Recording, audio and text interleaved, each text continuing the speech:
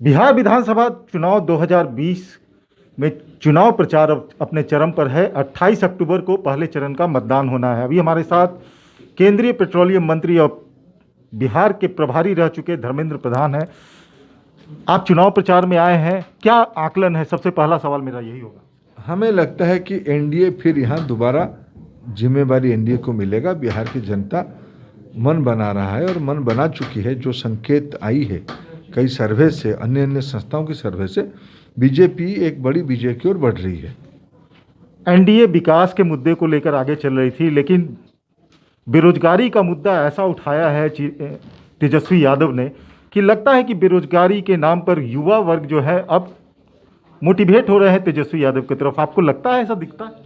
देखिए, विपक्ष की मुद्दा उठाने की प्रसंग है, वो अपनी जगह पे उनके लिए सही हो सकता है, लेकिन हमें भरोसा है और हमको जो समझ होती है, प्रधानमंत्री नरेंद्र मोदी जी के कामों पे देश की जनता खुश है और उनको विश्वास करता है। और पिछले दिनों में हमने इस प्रदेश में जो एनडीए के नेतृत्व में शासन चली है, उसकी कार्यपद्धति को भी यहाँ की जनता भरोसा करती है। हमें लगता है कि ये इसी के आधार पे हम चुनाव लड़ रहे हैं कि किया गया है काम। और जो भरोसामंद नेतृत्व कहने से नहीं होता है, चुनाव में, सभाओं में हम तो आसमान देने के लिए बात कहते हैं, लेकिन पिछले दिनों में जब जिम्मेवारी रही, क्या किया गया, जब अब हमारे पास भी जिम्मेवारी, हमने क्या किया, इसकी तुलना बिहार की जनता करने वाला है। बिहार की जनता के सामने दो युवा चेहरा थे, एक तेजस्वी यादव जो विपक्ष में बैठे हुए थे, एक चिराग पासवान जो आपके साथ हुआ करते थे।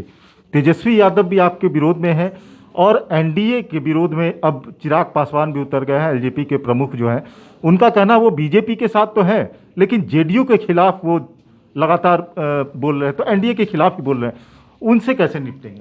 नहीं, उसकी कोई आवश्यकता नहीं है। यहाँ मोदी जी की भरोसा और नीतीश कुमार जी की ऊपर जो भरोसा है वो पर्याप्त है एनडीए को यहाँ जिताना।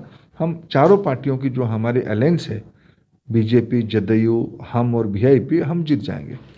जो काम किया गया सेंट्रल गवर्नमेंट की तरफ से, आपने कहा कि पूर्वी भारत का विकास करना प्रधानमंत्री का सबसे पहला लक्ष्य है, बिहार भी इसमें शामिल है। बिहार को आपने प्रयोगशाला बताया है पूर्वी भारत के लिए कि यहाँ बिहार का अगर विकास नहीं होगा तो देश का विकास नहीं होगा।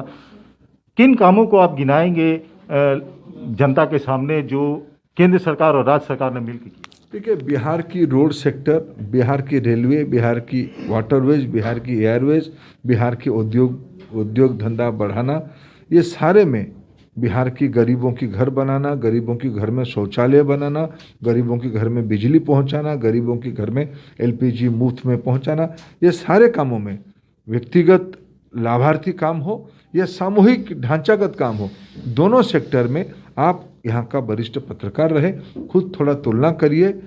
90 दशक में क्या स्थिति था, 2000 से 2005 तक क्या स्थिति था, उन दिनों की स्थिति और आज की स्थिति को तुलना करिए, आपको खुद ही ध्यान में आ जाएगा।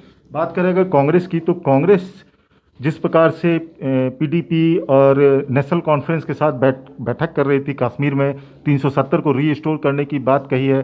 फारूक अब्दुल्ला ने कहा है कि चाइना की भी मदद ले लेंगे, कांग्रेस भी उसके साथ थी। तो कांग्रेस का क्या इंटेंशन है आखिरकार?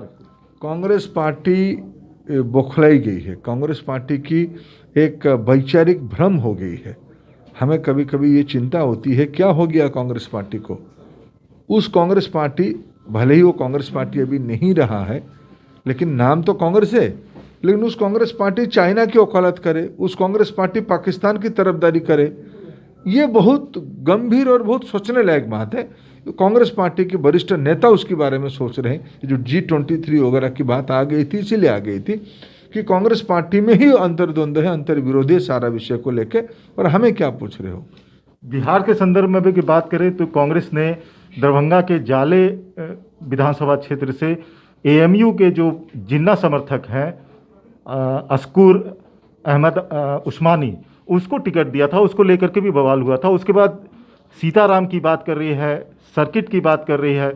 क्या लगता है, राम मंदिर का मुद्दा, फिर इस तरह से जिन्ना समर्थक को टिकट दे देना, लगता है कि यहाँ आप लोग विकास पे चुनाव लड़ने जा रहे थे, कांग्रेस पार्टी उसे कॉम्युनल करना चाहती है? देखो, कांग्रेस पार्टी, मैंने कहा कि कांग्रेस पार्टी एक अपने जमीन खो चुकी है। वो बौखलाए रहे और अपना वो एक घबराहट की स्थिति में है, एक भ्रम में है। भ्रम में रहता हुआ व्यक्ति थोड़ा और गलत काम करता है, वो उसी रास्ता में है। बिहार में कोरोना काल में बिहार पहला स्टेट है जिसमें विधानसभा के चुनाव हो रहे हैं। चुनावी सभा में भीड़ भी आ रही है। कल प्रधानमंत्री ने कहा था कि लॉकडाउन खत्म हुआ है, वायरस नहीं गया है। ऐसे भीड़ में बेरोजगारी का मुद्दा उठाया जाना, विकास का मुद्दा उठाया जाना, 10 लाख नौकरी का मुद्दा उठाया जाना, तो भीड़ जो लग रही है, जो सभा हो रही है, धर्मेंद्र प्रधान केंद्रीय मंत्री होने के नाते क्या कहेंगे वैसी भीड़ को, वैसे जनता को जो सुनने आते हैं अपने नेता? देखिए, चुनाव आयोग ने निर्धारित किया है कैसे सभाएं होगी, उस हिसाब से सभी को हम लोगों को मानना चाहिए। सभी लोग मान भी रहे हैं। लेकिन बिहार अपने एक मिजाज की प्रांत है, अपने एक जज्बा की प्रांत है, और राजनीतिक कामों में बिहार बढ़ चढ़ के देश की नेतृत्व करने वाला प्रांत है। देखते हैं, सब ठीक ठाक हो जाएगा, ये भरोसा हम लोगों को है। धर्मेंद्र जी, अंत में एक सवाल, तेजस्वी यादव के 10 लाख नौकरी देने का पहले कैबिनेट में पहले साइन से नौकरी देने का वादा, इससे चुनाव प्रचार में कैसे निकलेंगे? मैं मानता हूं कि लोग विश्वसनीयता एक विषय है, भरोसा एक विषय है। कोई कुछ भी कह दे और उसमें से बात तुल पकड़ जाए, ये नहीं होती है। सामाजिक जीवन में आए दिन कई चीज़ों को कहा जाता है, लेकिन कहने वाला कौन है, पिछले दिनों में क्या किया और आगे क्या होगा, ये सारा विषय उससे जुड़ती है। धर्मेंद्र जी, नवभारत टाइम्स से बात करने के लिए आपका बहुत बहुत धन्यवाद। तो ये थे केंद्रीय पेट्रोलियम मंत्री धर्मेंद्र प्रधान, जिन्होंने बताया कि 10 लाख बेरोजगारी का 10 लाख रोजगार देने का मुद्दा तेजस्वी का, ये एक भ्रम फैलाने की बात है। और जहाँ तक विकास की बात है तो बिहार को उन्होंने एक प्रयोगशाला बताया है। पूर्वी भारत का विकास जब तक नहीं होगा, ये प्रधानमंत्री का कहना था, तब तक देश का विकास नहीं होगा। और इसीलिए बिहार के विकास के लिए केंद्र और राज्य सरकार लगातार काम कर रही है। नीलकमल, NBT न्यूज़, पटना।